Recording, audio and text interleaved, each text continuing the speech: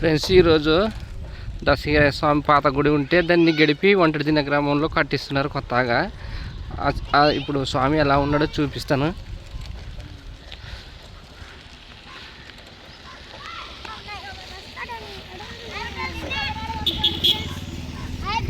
ఆడసద్దా